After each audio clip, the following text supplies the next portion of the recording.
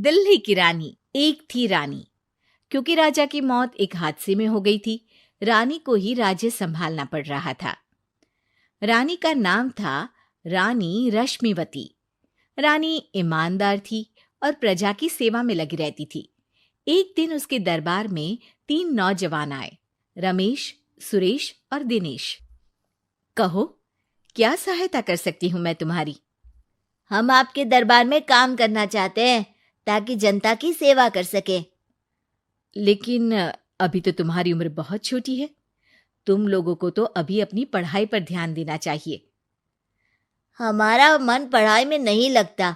माता पिता को लगता है कि हम किसी के लायक नहीं हैं और हम साबित करना चाहते हैं कि हम लायक हैं।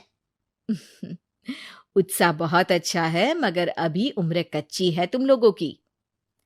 अरे उम्र से क्या होता है रानी जी? शास्त्रों में लिखा है कभी किसी के ज्ञान को उसकी उम्र के आधार पर नहीं देखना चाहिए। बात तो सही है तुम्हारी।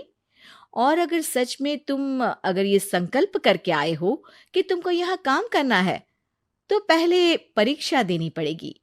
3 परीक्षा, एक शारीरिक परीक्षा, एक बुद्धि की परीक्षा और एक देशभक्ति की परीक्षा। और ये क्या है? वो मंत्री महोदय तुम्हें समझा देंगे। हमारे पास समय नहीं है। अगर तुम लोग तैयार हो तो बताओ। हाँ, हम तैयार है किसी भी परीक्षा के लिए। मैं भी तैयार हूँ कुछ भी कर गुजरने के लिए। तो ठीक है मंत्री जी, आप इन तीनों की परीक्षा कल से ही शुरू कर दीजिए। जो आ गया रानी साहिबा। अगले दिन से ही तीनों की परीक्षा शुरू हो जाती है। पहले शारीरिक परीक्षा, यानी किस में कितना है दम, ये देखेंगे हम।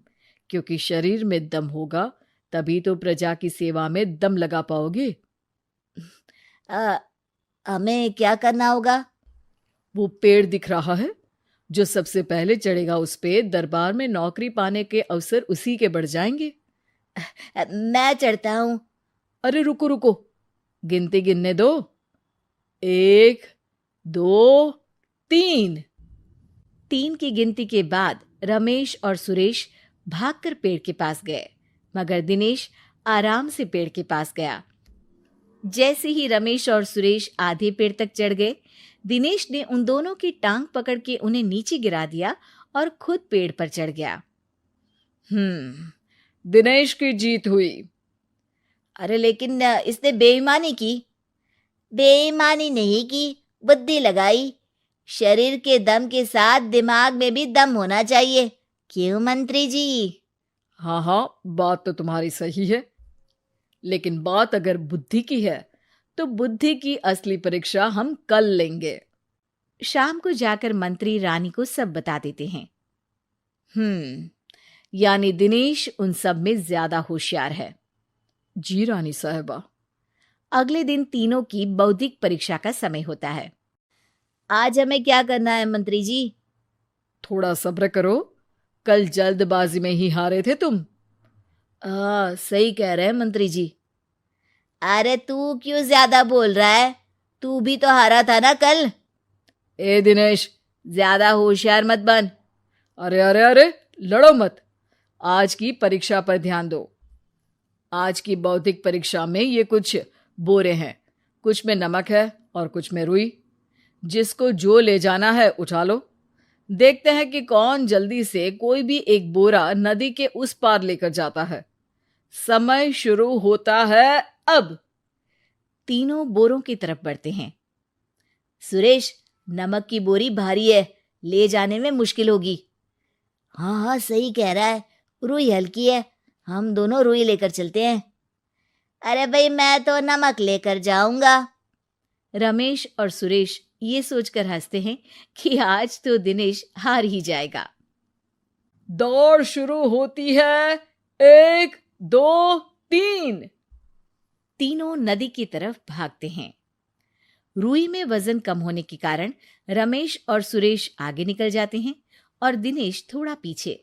पर जैसे ही वो सब नदी में जाते हैं, दिनेश की बोरी का नमक गलने लगता है और वजन कम हो जाता है, जबकि रमेश और सुरेश की रुई में पानी भर जाता है और बोरी का वजन बढ़ जाता है। अरे ये इतनी भारी क्यों हो गई रमेश? अरे मुझे क्या पता, शायद जादुई बोरी है। अरे लगता है कि हम बेवकूफ बन गए। बने नहीं हो, तुम हो ही बेवकूफ। इतना तो पता होना चाहिए कि पानी में नमक गल जाएगा। दिनेश का पूरा नमक गल जाता है और बोरी खाली हो जाती है। वो जल्दी से रेस पूरी कर लेता है। इस परीक्षा के विजेता भी दिनेश ही है। उसने दिमाग लगाकर दिखा दिया कि वो बौद्धिक परीक्षा में भी रमेश और सुरेश से आगे है। अब कल तुम्हारी देशभक्ति की परीक्षा होगी, जो स्वयं रानी माँ लेंगी। रात को फिर मंत्री रानी के पास जाकर बता देते हैं कि आज की परीक्षा में कैसे दिनेश ने अक्लमंदी दिखाई और बौद्धिक परीक्षा में भी उसी की जीत हुई। अरे वाह, दिनेश तो हमारे बहुत काम आ सकता है। हम उत्साहित हैं कल की परीक्षा के लिए। वो तो ठीक है रानी साहिबा, लेकिन हमने सुना है कि पड़ोसी राज्य का राजा आकाशदीप हमारे राज्य की सीमा में घुसपैठ कर रहा है। ये तो चिंता की बात है, हमें जल्द ही कुछ करना चाहिए। अगले दिन रमेश, सुरेश और दिनेश अपनी आखिरी देशभक्ति की परीक्षा के लिए दरबार में आते हैं। प्रणाम रानी साहिबा। नमस्कार रानी जी। प्रणाम रानी माँ। हमने तुम्हारी परीक्षा पर गौर किया। दिनेश आगे हैं। हम तुम तीनों में से किसी दो को ही दरबार में काम दे सकते हैं। किसी एक को आज जाना होगा। तो देशभक्ति की परीक्षा के लिए तैयार हो? पूरी तरह से। मैं तीनों से एक ही सवाल करूंगी। जिसका जवाब सबसे सही लगेगा उसे तो नौकरी मिल ही जाएगी। फिर दूसरे सबसे सही जवाब देने वाले को भी काम मिलेगा। आप लोगों का समय शुरू होता है अब। ज्यादा सोचने का समय नहीं होगा। जो मन में पहली बात आए उसका जवाब दे। तो सवाल यह है कि तुम इस मिट्टी के लिए क्या कर सकते हो? मैं इस मिट्टी को साफ रखूंगा। यहाँ के लोगों के भोजन की कमी को मैं पूरी करूंगा।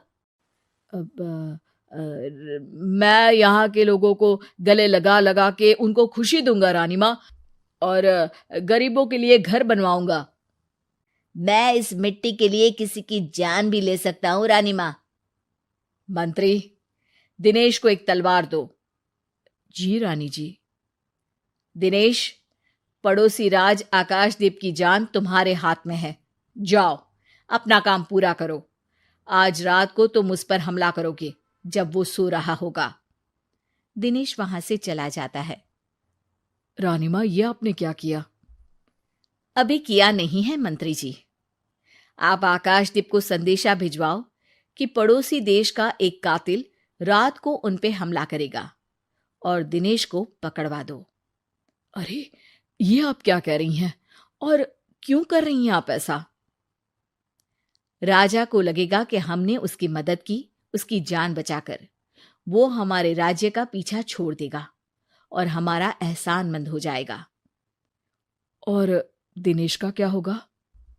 इस राज्य को दिनेश जैसे शातिर और लड़ाकू लोगों से ज्यादा जरूरत है, ऐसे लोगों की जो लोगों को खाना खिलाने की और खुश करने की बात करे। और ये गुण सुरेश और रमेश में है। इन्हें नौकरी दे दो। दिनेश बहुत चतुराई से नौकरी हड़पना चाहता था, जिसके लिए उसने रमेश और सुरेश जैसे दोस्तों का भी नुकसान किया। पर रानी ज्यादा चतुर निकली। उसने एक तीर से दो निशाने लगाए। दिनेश जैसे खूंखार युवक को राज्य से बाहर करवा दिया और पड़ोसी राजा आकाशदीप को अपना एहसानमंद कर लिया। पूरा दरबार रानी की जय जयकार कर रहा था।